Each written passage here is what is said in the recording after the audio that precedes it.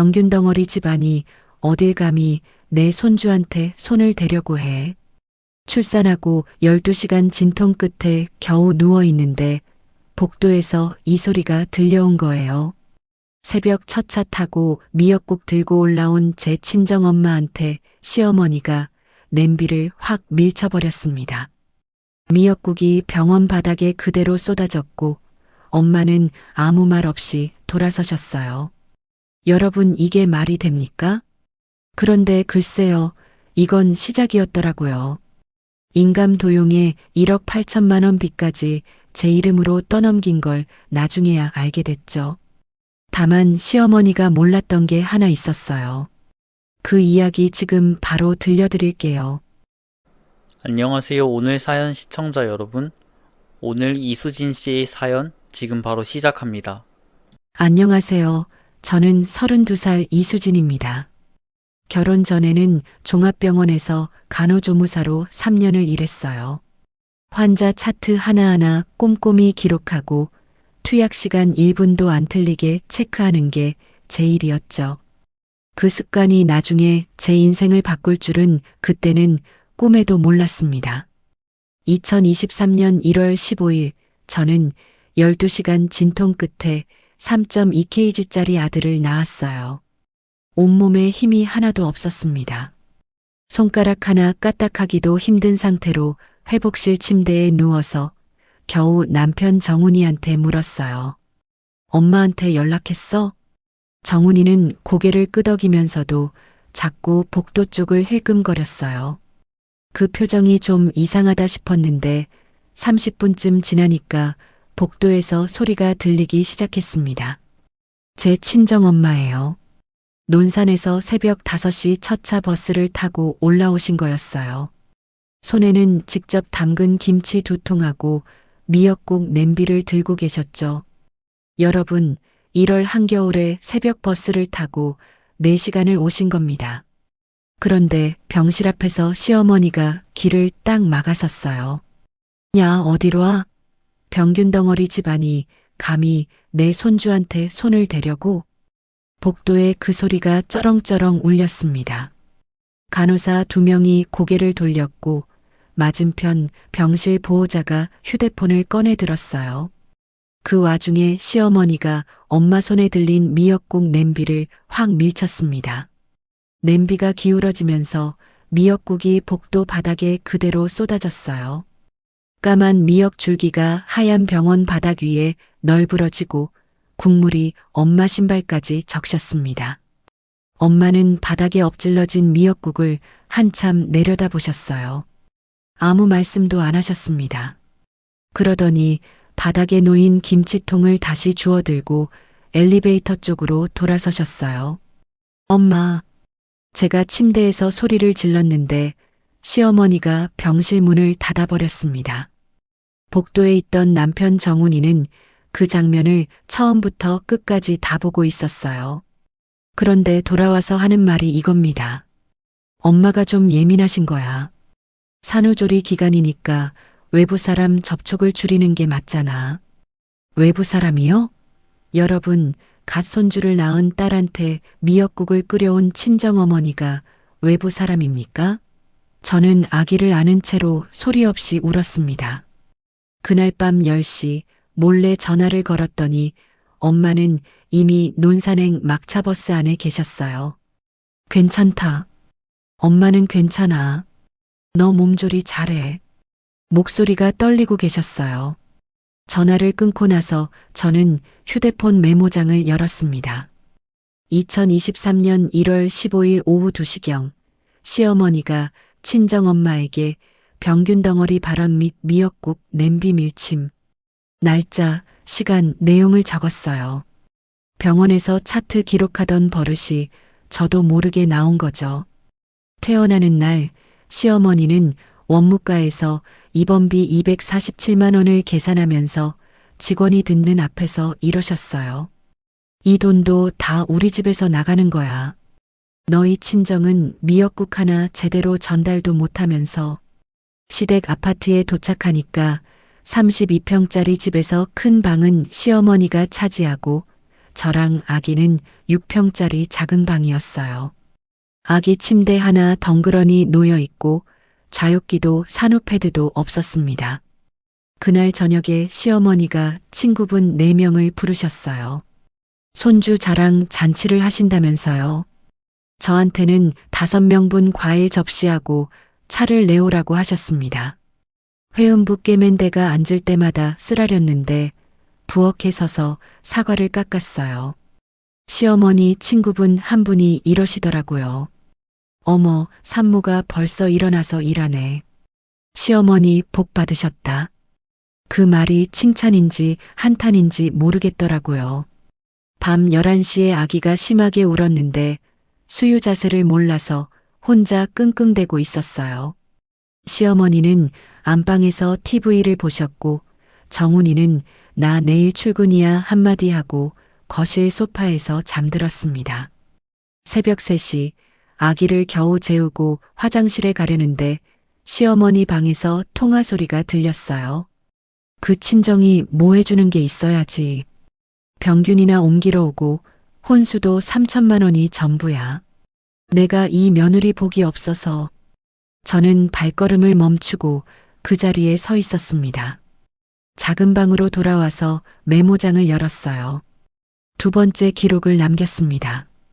그로부터 일주일 뒤 시아버지 박종태 어르신이 당뇨 합병증으로 발가락이 썩어 들어간다는 진단을 받으셨어요.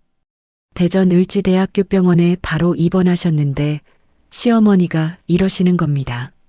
나는 병원 냄새만 맡으면 어지러워서 못 가. 수진이 내가 가야지. 너 간호조무사잖아. 생후 보름도 안 된 아기를 업고 시아버지 병실까지 버스 타고 왕복했습니다. 아기 기저귀 가방에 시아버지 환에 갈아입을 것까지 챙겨서요. 여러분, 산후 2주 된 몸이 어떤 건지 아시죠? 걸을 때마다 아랫배가 쑤시고 허리가 끊어질 것 같은데 간병까지 한 겁니다. 돈 이야기를 안 할 수가 없어요.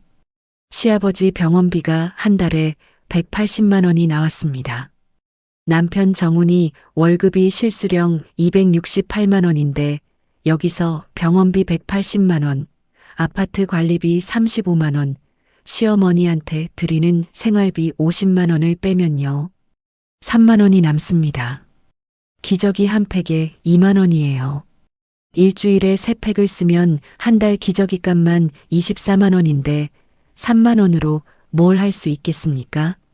분유하고 기저귀는 친정엄마가 논산에서 택배로 보내주셨어요.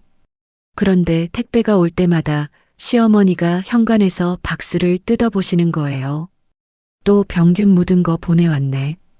이 분유 뭐야? 캔에 1만 8천 원짜리. 이런 싸구려 먹이면 손주 배탈 나. 당장 내가 말한 거로 사와. 시어머니가 지정하신 수입산 분유가 캔당 4만 8천 원이었습니다. 한 달에 분유값만 20만 원이 넘게 들었는데 그 돈은 당연히 우리 부부 통장에서 나갔어요. 친정엄마가 아끼고 아껴서 보내준 분유는 쓰레기통에 버려졌습니다. 산후 6주쯤 되니까 손목이 시리고 무릎에 힘이 빠지기 시작했어요. 산후풍 증세가 온 거죠. 병원에 가야 한다고 말씀드렸더니 시어머니가 이러셨어요. 병원 갈 시간에 시아버지 병원이나 가. 내 몸은 젊으니까 알아서 낫는다. 정훈이한테 호소했더니 퇴근하고 소파에 드러누워서 게임하면서 이러는 겁니다. 엄마가 시키는 대로 해. 다 경험에서 나온 거야. 아기 생후 2달째 되던 날 친정엄마가 연락도 없이 대전에 올라오셨어요. 시댁 아파트 앞에서 저를 기다리고 계셨는데 하필 시어머니가 먼저 현관문을 여셨습니다. 또 왔어? 전화도 없이 불쑥불쑥 오지 말라고 했잖아. 우리 집 비밀번호 알려준 적 없으니까 경비실에서 기다려. 엄마를 아파트 로비로 내려보내셨어요. 저는 창문 너머로 로비 벤치에 혼자 앉아 계신 엄마를 내려다봤습니다. 1월에 미역국 들고 왔다가 쫓겨나시더니 3월에는 손녀 얼굴 보러 왔다가 로비에 앉혀진 거예요. 제가 잘못한 건가요? 엄마가 뭘 잘못한 건가요? 그날 밤에 엄마한테서 문자가 왔어요. 수진아, 엄마가 가게에서 번 돈 200만 원 내 이름으로 적금 들어놨다. 힘들면 이거라도 써. 엄마 반찬 가게 월 순이익이 150만 원이에요. 200만 원이면 새벽 3시에 일어나서 석 달을 일해야 모을 수 있는 돈입니다. 시아버지가 퇴원하신 뒤에도 달라진 건 없었어요. 오히려 더했습니다. 매일 아침 6시에 시아버지 혈당 체크하고 인슐린 주사 놓는 게 제 일이 됐어요. 너 간호조무사 자격증 있으면서 뭐하러 놀고 있어?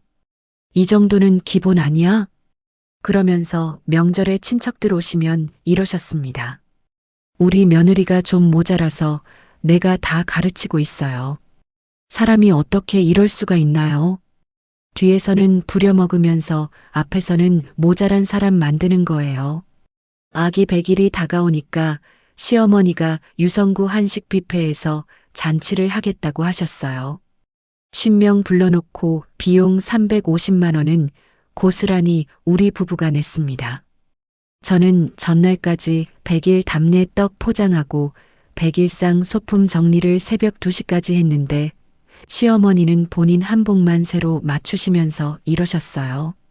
며느리는 그냥 깔끔하게 입고 와. 내가 주인공이 아니니까. 100일 잔치에 제 엄마는 초대받지 못하셨습니다. 제가 우리 엄마도 오셔야지라고 했더니 시어머니가 딱 잘라 말씀하셨어요. 사람 많은 데서 행색 초라한 사람 오면 우리 집안 체면이 깎여. 정훈이도 엄마가 인원수 다 맞춰놨으니까 이번엔 넘어가자라고 했습니다.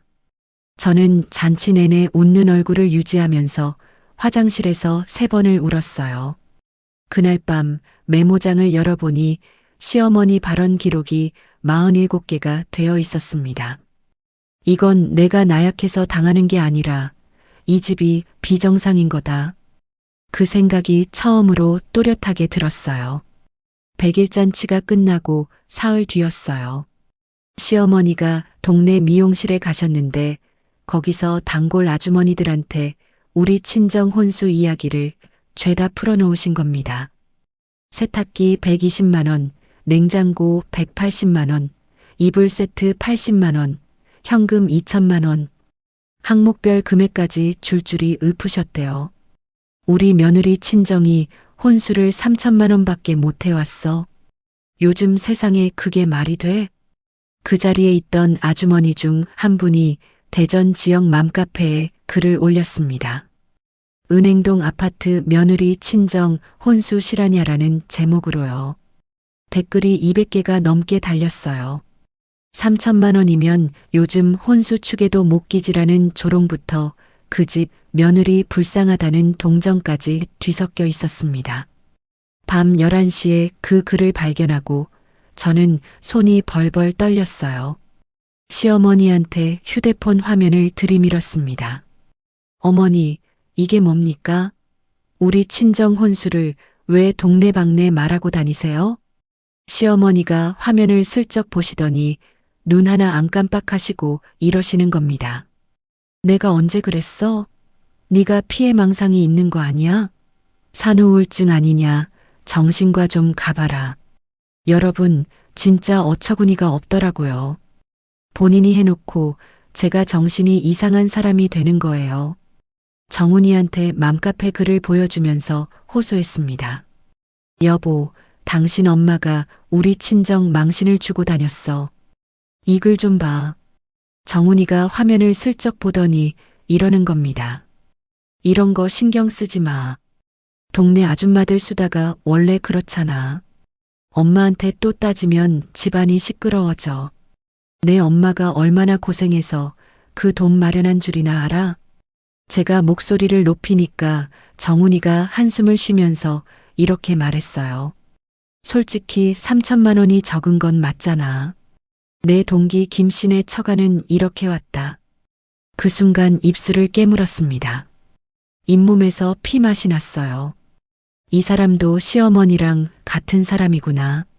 처음으로 그걸 인정했습니다. 이틀 뒤 논산에 있는 친정 엄마한테도 그 글이 전해졌어요.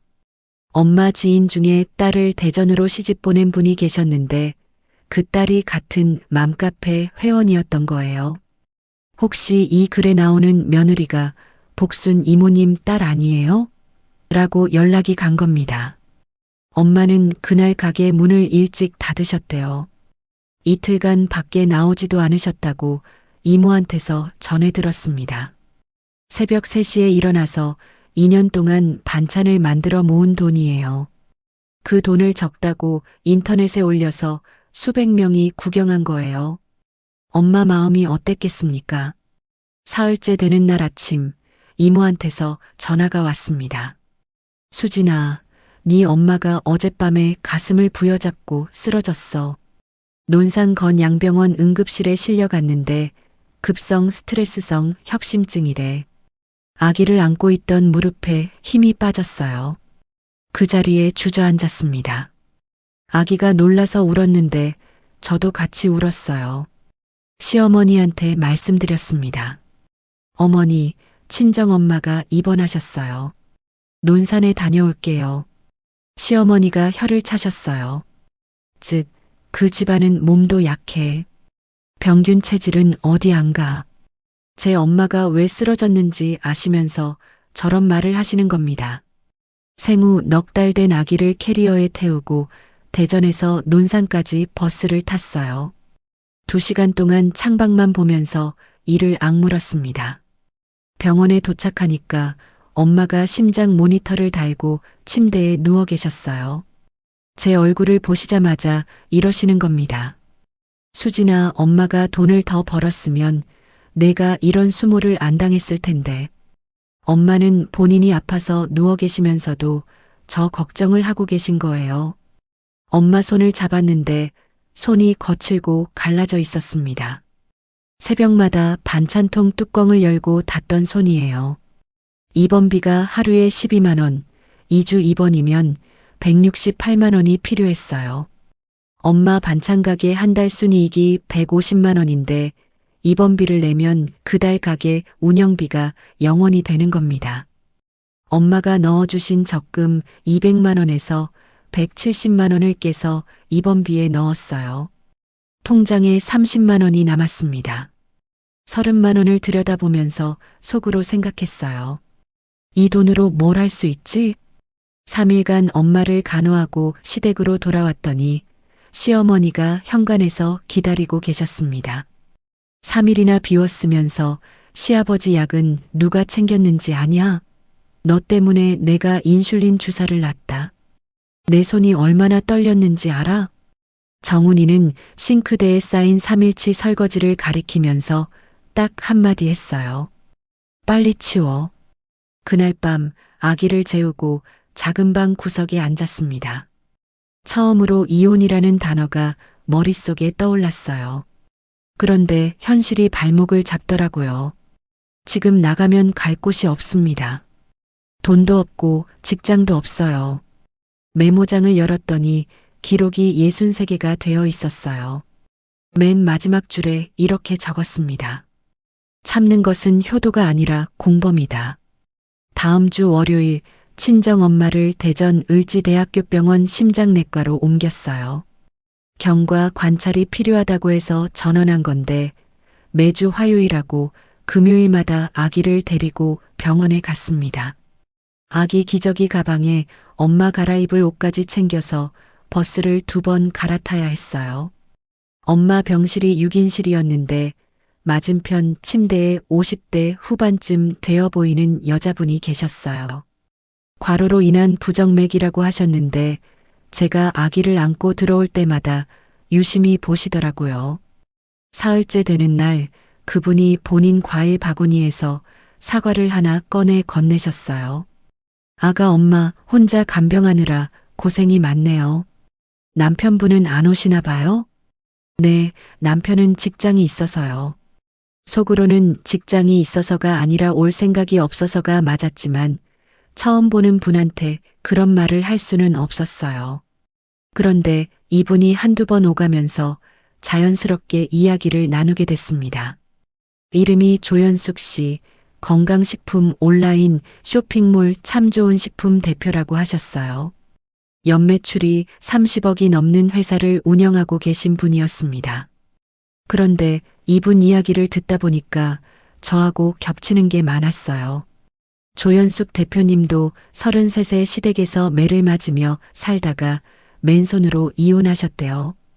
전세 보증금 1,500만 원하고 중고 컴퓨터 한 대로 사업을 시작해서 15년 만에 지금 회사를 만드신 거예요.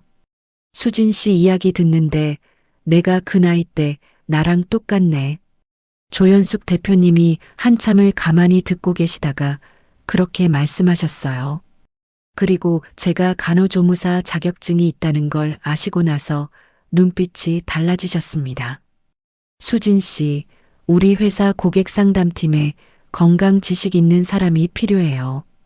재택근무 가능하고 아기 키우면서 할 수 있어요. 낮에 고객들이 남긴 문의 게시판 답변이랑 주문 정리를 밤에 처리하는 야간 업무 담당인데 아기 재우고 밤 10시부터 새벽 1시까지 일하면 돼요. 기본급 200만 원에 성과수당은 별도고 200만 원이요. 여러분, 그때 제 통장 잔고가 30만 원이었습니다. 한 달에 200만 원이면 제 인생이 달라질 수 있는 돈이었어요. 그런데 한 가지가 걸렸습니다. 시어머니가 알면 안 됩니다. 알면 그 돈도 다 빼앗길 거예요. 제가 솔직하게 말씀드렸더니 조연숙 대표님이 고개를 끄덕이시면서 이러셨어요. 그럼 급여 통장을 따로 만들어요. 그리고 밤에 하는 업무니까 들킬 일도 없을 거예요. 일주일을 고민했습니다. 밤새 아기 보면서 낮에 시아버지 주사 놓고 집안일 하는데 밤에 일까지 할 수 있을까? 그런데 통장에 찍힌 30만 원을 보니까 고민할 시간이 없었어요. 친정엄마 이름으로 새 통장을 만들어서 급여가 거기로 들어가게 했습니다. 2023년 5월 8일 밤 10시 첫 근무를 시작했어요. 아기를 재우고 이불 속에서 노트북을 펼쳤습니다. 전날 고객들이 남긴 10일 문의 게시판 답변을 쓰고 주문 데이터를 정리하는 일이었어요.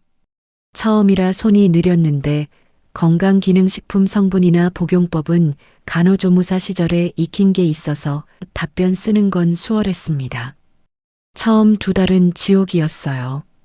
밤 10시부터 새벽 1시까지 문의 답변 35건을 처리하고 새벽 2시에 겨우 눈을 붙이면 아침 6시에 시아버지 인슐린 주사 시간이 돌아왔습니다.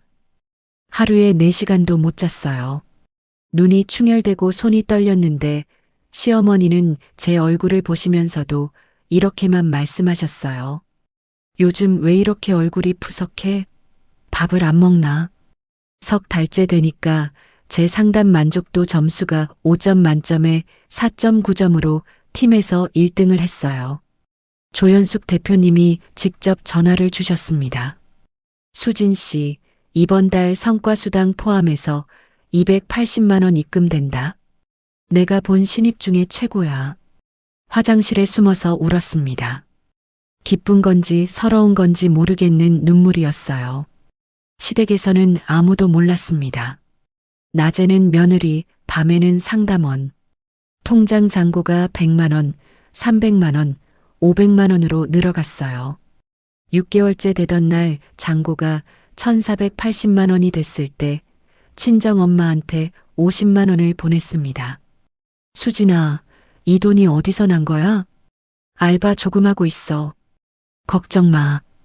그 50만 원으로 엄마가 병원 진료비하고 혈압약 2달치를 결제하셨대요. 돈이 사람을 살리는 거구나. 처음으로 그걸 느꼈습니다. 조연숙 대표님은 일만 시키신 게 아니에요. 본인이 이혼할 때 맡겼던 법무법인 정혜 소속 김태호 변호사를 소개해 주셨습니다. 무료 상담 한번 받아봐. 당장은 아니더라도 알아두면 나중에 무기가 돼. 점심시간에 몰래 전화 상담을 했어요. 변호사님이 그러시더라고요. 녹음, 문자 저장, 목격자 증언, 가능하면 영상까지 있으면 좋다고. 그날부터 시어머니가 소리를 지르실 때마다 주머니 속 휴대폰 녹음 버튼을 눌렀습니다. 그리고 변호사님 조언대로 출산했던 병원에 연락했어요. 출산 당일 복도 영상이 남아 있는지 확인해 달라고 변호사 이름으로 정식 서류를 넣은 겁니다. 다행히 보관 기간 아니라 영상이 살아 있었어요. 시어머니가 엄마 미역국 냄비를 밀치는 그 장면 그대로 남아 있었습니다. 그렇게 1년 6개월이 흘렀습니다. 2024년 11월 비밀 통장 잔고가 4,300만 원을 찍었어요. 월 280만 원씩 18개월이면 5천만 원이 넘지만 그 사이에 친정엄마 병원비 보태드린 것, 엄마한테 보낸 돈, 제 생활비로 쓴 것들을 빼면 4,300만 원이 남은 겁니다. 30만 원으로 시작한 통장이 4,300만 원이 됐어요. 같은 달 조연숙 대표님이 저를 고객상담팀장으로 올려주셨습니다. 연봉이 4,200만 원, 월 실수령 약 300만 원이었어요. 팀장이 되니까 주 2회는 세종시 본사에 출근해야 했는데 시어머니한테는 이렇게 말했어요.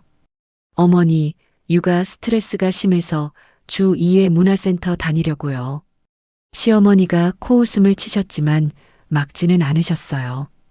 본인 손주를 잘 키우려면 엄마 정신이 멀쩡해야 한다는 논리가 먹혔나 봅니다. 팀장이 되고 제일 먼저 한 일이 뭐냐면요. 친정엄마 논산 반찬 가게 밀린 월세 3개월분 180만 원을 갚아드린 거예요. 엄마가 입원하시는 바람에 가게를 못 열었던 기간 동안 월세가 밀려 있었거든요. 건물주한테서 독촉 전화가 오고 있었는데 엄마는 저한테 한마디도 안 하셨어요. 그리고 두 번째로 한 일은 엄마한테 제주도 여행을 보내드린 겁니다. 2박 3일 제주 중문 리조트 패키지 89만 원이었어요. 엄마한테 문자를 보냈습니다. 엄마, 평생 나한테 해준 것만 생각하지 말고 이번엔 엄마가 쉬어. 30분 동안 답장이 없었어요. 읽었다는 표시만 떠 있고 아무 말이 없어서 괜히 불안했는데 30분 뒤에 딱 4글자가 왔습니다. 고맙다 우리 딸. 여러분, 저희 엄마가 61살까지 비행기를 한 번도 안 타보신 분이에요. 반찬 가게 하느라 논산 밖을 나가본 적이 거의 없으셨어요. 그 엄마가 처음으로 비행기를 타는 거였습니다. 그것도 딸이 번 돈으로요. 엄마가 제주도에 가신 사이 저는 김태호 변호사님을 정식으로 선임했어요. 착수금 300만 원을 드리고 그동안 모아온 증거를 USB에 담아 전달했습니다. 시어머니 폭언 녹음 38개, 남편 가스라이팅 문자 캡처 127건, 휴대폰 메모장 기록 94항목, 출산 당일 병원 복도 영상까지. 변호사님이 자료를 하나하나 검토하시더니 이렇게 말씀하셨어요. 이 정도면 위자료 청구는 물론이고 정신적 학대에 대한 손해배상까지 가능합니다. 직장에서도 일이 잘 풀렸어요. 제가 기획한 서비스가 있었는데 50대 이상 고객분들이 건강기능식품을 사시면 상담원이 직접 전화로 복용법이랑 주의사항을 안내해 드리는 거였어요. 이게 석 달 만에 단골 고객이 거의 2배로 늘었습니다. 조연숙 대표님이 전 직원 앞에서 이렇게 말씀하셨어요. 이수진 팀장이 우리 회사의 전환점을 만들었습니다. 그런데 그 무렵부터 시어머니가 뭔가를 눈치채기 시작하셨어요. 제가 주 2회 외출하는 날이면 화장을 조금 더 하고 나가는 것, 택배가 올 때 제 이름이 아닌 다른 이름으로 오는 서류 봉투가 있었던 것, 그리고 제 표정이 예전 같지 않다는 걸 느끼신 거예요. 요즘 문화센터에서 뭘 배우는데 그렇게 얼굴이 펴졌어? 저녁 식사 중에 젓가락을 멈추시면서 물으셨어요. 저는 침착하게 요가 배우고 있다고 답했습니다. 그 뒤로 시어머니가 정훈이한테 자꾸 이러셨어요. 수진이 요즘 좀 달라지지 않았냐? 바람난 거 아니냐? 정훈이가 어느 날 퇴근하고 저녁에 이러는 거예요. 엄마가 그러는데 너 요즘 좀 이상하대. 문화센터 등록증 좀 보여줘. 미리 준비해 둔 게 있었습니다. 조연숙 대표님이 아는 요가 원장님한테 부탁해서 실제로 등록만 해놓은 수강증이었어요. 그걸 보여주니까 정훈이가 아 그래? 하면서 넘어갔습니다. 12월에 성과수당 420만 원이 추가로 들어왔어요. 비밀 통장 잔고가 4,150만 원이 됐고 저는 세종시에 보증금 7천만 원짜리 투룸을 알아보기 시작했어요.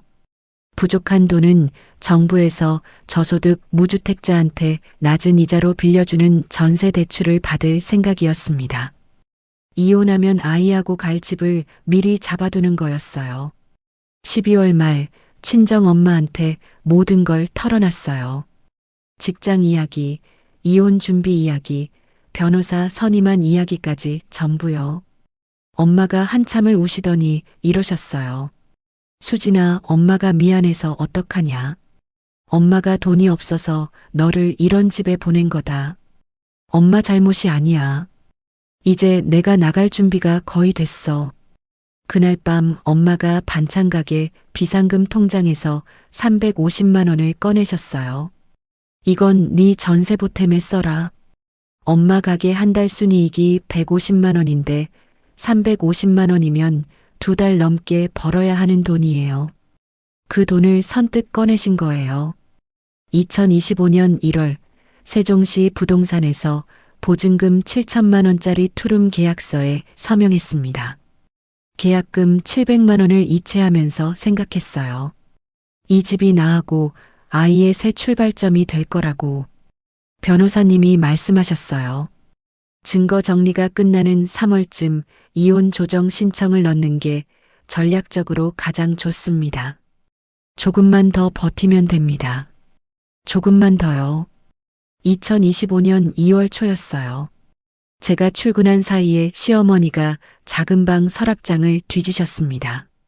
서류 봉투 하나를 찾아내셨는데 그 안에 참 좋은 식품 재직 증명서하고 최근 3개월 급여 명세서 사본이 들어 있었어요. 실수였습니다.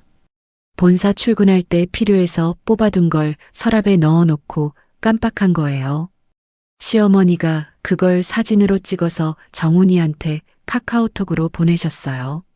네 마누라가 몰래 돈 벌고 있었다. 다 토해내게 해. 그날 저녁 정훈이가 퇴근하자마자 현관에서부터 소리를 질렀습니다. 너 참 좋은 식품이 뭐야? 몰래 돈 벌어서 어디다 숨겼어? 시어머니가 옆에서 팔짱을 끼고 서 계셨어요. 그러게 내가 수상하다고 했잖아.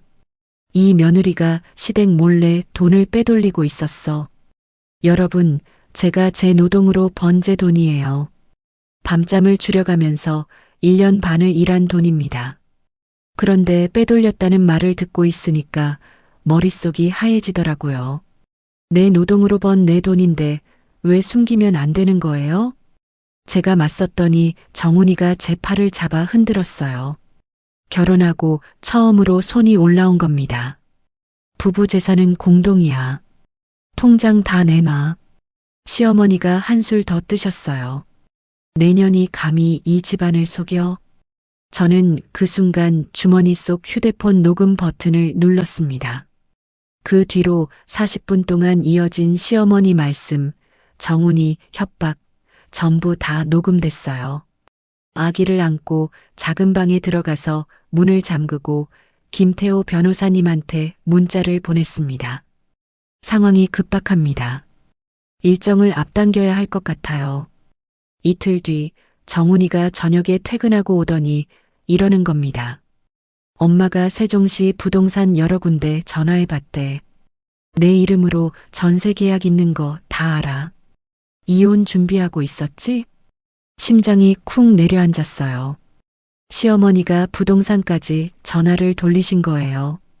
저는 떨리는 목소리를 겨우 눌러 담으면서 대답했습니다.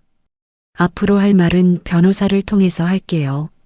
그런데 여러분, 진짜 충격은 그 다음 날이었어요. 김태호 변호사님한테서 급한 전화가 왔습니다. 수진 씨 이름으로 시댁상가에 담보대출 1억 8천만 원짜리 연대보증이 걸려 있습니다. 2023년 7월 날짜로요. 2023년 7월이면 아기가 생후 6개월 때예요. 그때 제가 인감을 찍은 적이 없습니다. 단 한 번도요.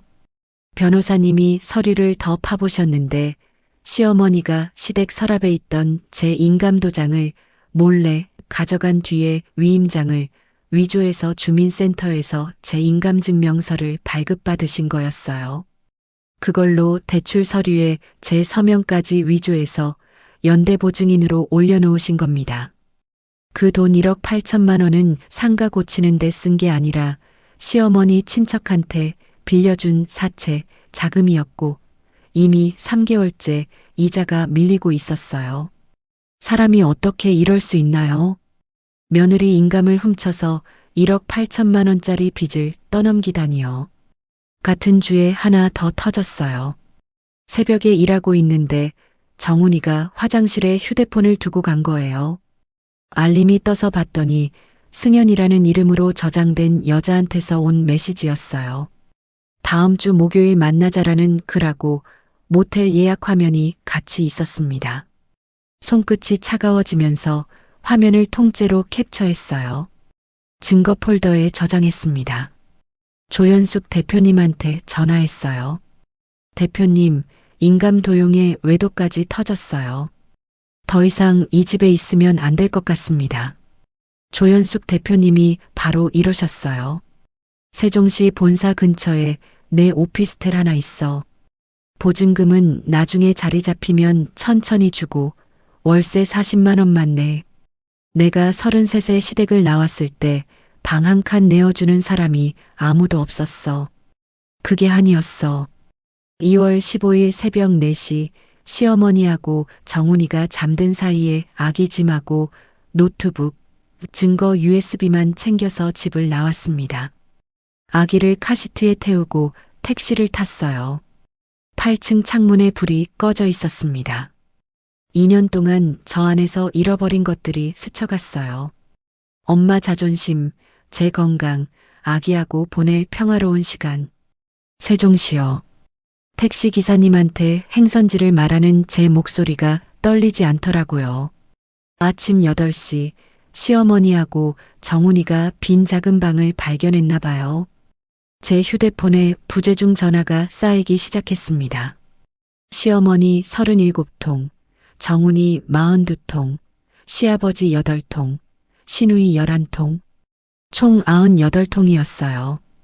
오전 한나절 동안 98통입니다. 저는 단 한 통도 받지 않았어요. 아기한테 분유를 타주면서 오피스텔 창문으로 들어오는 아침 햇살을 바라봤습니다. 시댁을 나온 지 일주일 뒤인 2월 22일 김태호 변호사님을 통해 대전가정법원에 이혼 조정 신청서를 접수했어요. 동시에 시어머니 강말순, 남편 박정훈을 사문서 위조하고 사기 혐의로 대전지방검찰청에 고소장을 넣었습니다. 고소장에는 위임장을 위조해서 제 인감증명서를 발급받은 경위, 대출금 1억 8천만 원이 어디로 흘러갔는지, 제 서명이 가짜라는 걸 증명하기 위한 글씨 비교 분석 신청까지 전부 포함시켰어요. 변호사님이 이렇게 말씀하셨어요. 형사 고소하고 이혼 소송을 동시에 밀어붙여야 합니다. 그래야 상대방이 함부로 못 나옵니다. 고소장 넣고 3일 뒤에 정훈이한테서 전화가 왔어요. 시댁을 나온 뒤로 처음 받은 전화였습니다. 야, 미쳤어? 고소까지 해? 엄마가 쓰러지셨어. 너 때문이야. 녹음 버튼을 누른 상태에서 대답했습니다. 인감 도용은 범죄야. 앞으로 할 말은 변호사를 통해서 해. 전화를 끊었어요. 그 뒤로 시댁 번호는 전부 차단했고 모든 연락은 김태호 변호사님을 통해서만 주고받았습니다. 3월 중순 이혼 조정 첫 번째 기일이 열렸어요. 법원에 들어서는데 다리가 후들거렸습니다. 시어머니 측에서도 변호사를 세워놨더라고요. 시어머니 쪽 주장이 뭐였냐면요. 며느리가 시댁 재산을 노리고 가출한 겁니다. 아이 양육권은 시댁에 줘야 합니다. 정훈이도 이렇게 주장했어요. 아내가 몰래 돈을 벌어서 가정을 속였습니다. 여러분, 제가 잘못한 건가요? 밤잠 줄여가면서 번 돈이 죄가 됩니까? 속이 부글부글 끓었지만 참았어요. 변호사님이 증거를 꺼내실 차례였으니까요. 김태호 변호사님이 시어머니 폭언 녹음 38건, 정훈이 가스라이팅 문자 캡처 127건, 메모장 기록 94항목, 맘카페 게시물 캡처, 친정엄마 입원 진단서를 한꺼번에 제출하셨어요. 그러자 법정 분위기가 확 바뀌었습니다. 그리고 출산 당일 병원 복도 영상이 재생됐어요. 시어머니가 친정엄마의 미역국 냄비를 밀치는 장면, 병균 덩어리 집안이 어딜 감이라고 외치는 목소리가 법정에 울렸습니다. 조정위원 두 분의 얼굴이 굳어지셨어요. 시어머니 쪽 변호사도 서류를 내려다보면서 말을 잇지 못하더라고요.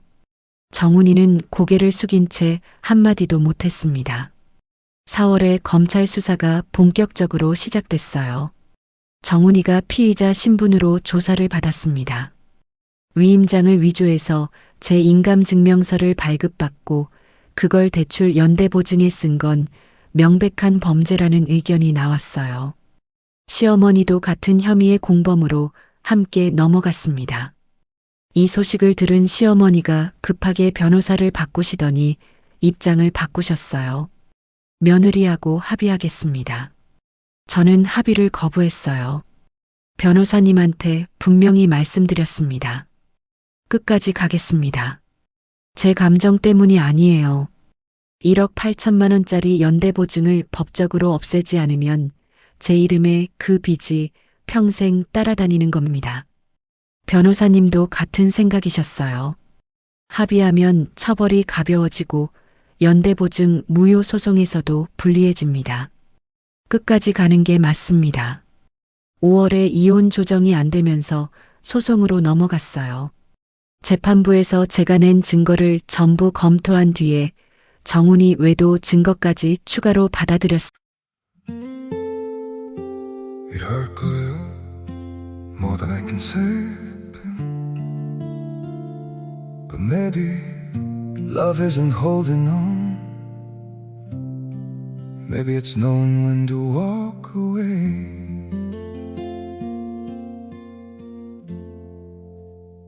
We try to hold what we're slipping through, like sand running from our hands. Every promise started losing shape. We couldn't be what we once planned. Your eyes would look right through mine, like you were already gone. We stayed too long in a fading light, trying to prove we still. It hurt good, more than I can say. But maybe love isn't holding on. Maybe it's knowing when to walk away.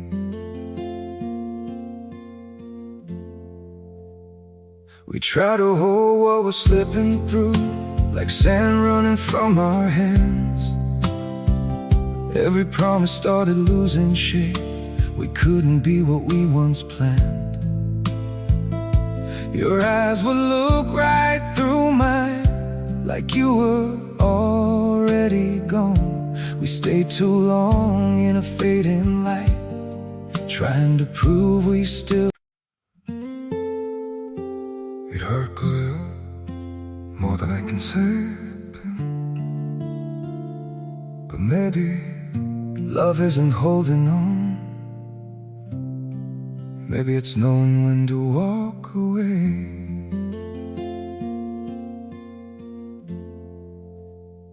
We try to hold what we're slipping through, like sand running from our hands. Every promise started losing shape. We couldn't be what we once planned. Your eyes would look right through mine, like you were already gone. We stayed too long in a fading light, trying to prove we still. It hurt good, more than I can say. But maybe love isn't holding on. Maybe it's knowing when to walk away.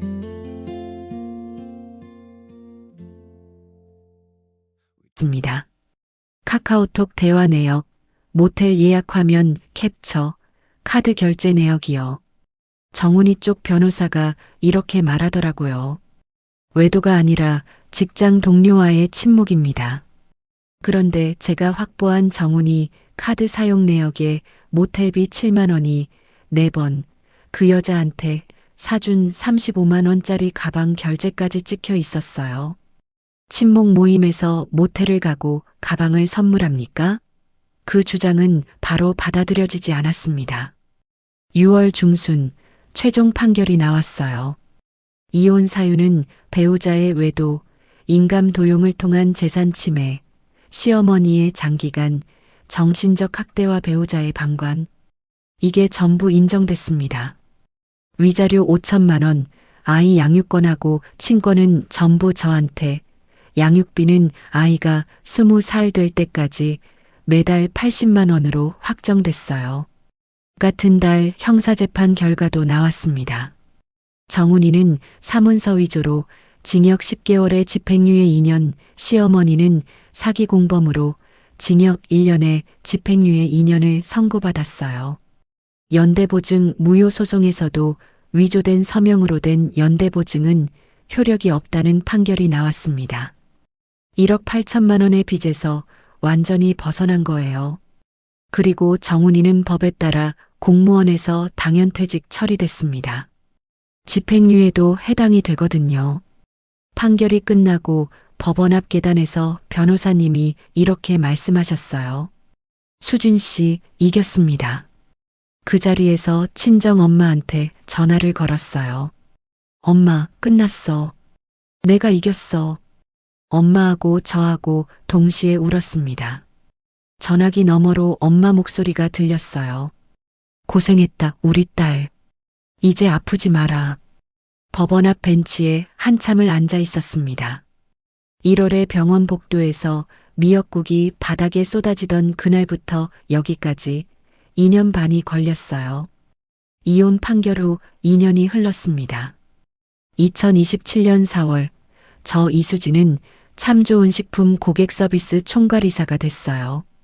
참 좋은 식품이 이 사이에 연매출 30억에서 50억으로 성장했는데 제가 맡은 고객 서비스 사업부 기업 매출이 거중 8억이었습니다.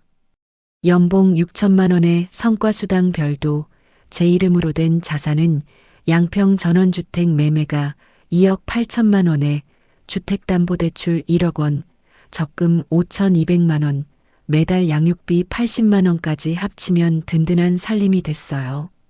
통장 잔고 30만 원으로 시작해서 여기까지 온 겁니다. 4년 전 작은 방 이불 속에서 노트북을 펼쳤던 그 밤이 아니었으면 불가능한 일이었어요. 아들 준우가 4살이 됐어요. 세종시 어린이집에 다니는데 매일 데리러 가면 엄마 사랑해 하면서 뛰어나옵니다. 이 아이가 건강하게 웃고 있다는 것만으로도 제가 그 새벽에 택시를 탄 건 정답이었어요. 친정엄마는 논산 반찬 가게를 정리하시고 저랑 같이 사시게 됐어요. 양평 전원주택 마당이 넓어서 텃밭을 가꾸고 계세요. 배추, 상추, 고추 심으시면서 손주 준우한테 흙놀이를 시켜주시는 게 엄마의 낙이 됐습니다. 병원 정기검진에서 혈압하고 심장 수치가 전부 정상으로 돌아왔다는 말을 들었을 때 저는 속으로 생각했어요. 엄마가 건강한 게 제 인생 최고의 성과수당이라고. 조연숙 대표님하고 저는 이제 상사하고 부하 사이가 아니에요. 서로를 인생의 동지라고 불러요. 2026년 참 좋은 식품 창립 16주년 행사 때 대표님이 전 직원 앞에서 이렇게 말씀하셨어요. 이수진 이사는 내가 15년 전 나 자신에게 해주고 싶었던 기회를 대신 준 사람이고 그 기회를 자기 실력으로 만들어낸 사람입니다. 박수 소리를 들으면서 4년 전 병원 6인실에서 사과를 건네주시던 그 손이 떠올랐어요. 그 사과 한 알이 제 인생을 바꿨습니다. 시어머니 강말순 씨 이야기를 안 할 수가 없죠. 연대 보증이 무효가 되면서 1억 8천만 원 빚이 고스란히 시어머니한테 돌아갔어요. 상가 임대료로는 이자도 못 갚으셔서 결국 은행동 상가가 경매로 넘어갔습니다. 시가 2억 3천만 원이던 상가가 1억 6천8백만 원에 낙찰됐어요. 대출금 갚고 나니 남는 돈이 없었습니다. 대대로 공무원 가문이라 자랑하시던 분이 시아버지하고 대전 외곽 월세 28만 원짜리 원룸으로 이사하셨어요. 정훈이는 전과 기록 때문에 공무원에서 당연퇴직됐고 외도 상대였던 승연이라는 여자하고도 판결 나자마자 연락이 끊겼대요. 양육비 80만 원도 3개월째 밀리고 있어서 강제 집행 신청을 넣어둔 상태입니다. 그 사람한테 미련이요? 1g도 없어요. 얼마 전에 어린이집에서 준우가 가족 그림을 그려왔어요. 그림에 세 사람이 꽃밭에 서 있었습니다. 엄마, 외할머니, 준우. 아빠는 없었어요. 선생님이 전해주시더라고요. 준우가 우리 가족은 셋이에요라고 말했어요. 가슴이 먹먹했지만 이 아이가 자기를 사랑하는 사람이 누구인지 알고 있다는 게 고맙더라고요. 올봄에 양평 전원주택 마당에서 엄마가 심은 배추를 처음 수확했어요. 엄마하고 저하고 준우 셋이서 마당에 돗자리를 깔고 김밥을 먹었습니다. 엄마가 김밥을 드시다가 이렇게 말씀하셨어요. 수진아, 4년 전 병원에서 내가 싸들고 간 미역국이 바닥에 엎어졌을 때 내 인생도 다 엎어진 줄 알았는데 지금 이렇게 손주랑 마당에 앉아 있으니까 그때 엎어진 게 다시 채워진 것 같다. 김밥을 먹다가 눈물이 나서 고개를 돌렸어요. 저는 가끔 휴대폰 메모장을 열어봅니다. 시어머니 발언 기록 94항목. 과거가 그리워서가 아니에요. 다시는 이런 일을 당하지도 당하게 두지도 않겠다는 다짐을 새기려는 거예요. 맨 마지막 줄에 적어둔 문장이 있습니다. 참는 것은 효도가 아니라 공범이다. 이제 그게 제 인생 좌우명이 됐어요. 가끔, 정말 가끔 새벽에 아이가 잠든 옆에서 천장을 바라볼 때가 있어요. 4년 전 시댁을 나오던 새벽 4시 택시 안이 떠오릅니다. 그때 품에 안겨 잠들어 있던 아기의 체온이 손끝에 되살아나면서 그때 나가길 정말 잘했다는 확신이 퍼져요. 그 확신은 해가 갈수록 단단해지고 있습니다. 부재중 전화 98통. 그건 제가 받지 않은 전화가 아니에요. 그 사람들이 영영 되돌릴 수 없는 기회였습니다. 저는 그 전화를 받지 않았기 때문에 비로소 제 인생의 전화를 받을 수 있었어요. 지금 이 순간에도 양평 전원주택 마당에서는 엄마 웃음소리하고 준우 제잘거리는 소리가 들려옵니다. 그게 바로 제가 찾은 세상에서 가장 병균 하나 없는 깨끗한 가족이에요. 여러분, 오늘 이수진 씨 사연 잘 들으셨나요? 오늘은 여러분의 댓글로 이 이야기에 대한 제 생각을 시청자 여러분과 같이 공유하며 의견을 나눠보겠습니다. 여러분의 생각을 댓글로 남겨주세요. 감사합니다.